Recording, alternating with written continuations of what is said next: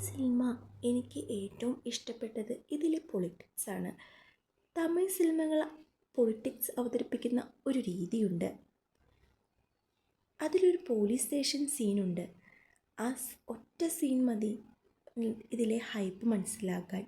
ഇത് അബ്ദുള്ളിൻ്റെയും കലാഷിയുടെയും കഥയാണ്.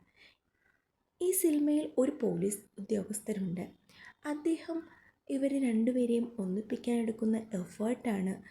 ഇതേ എഫേർട്ടാണ് നമ്മളെയും എടുക്കുന്നത്.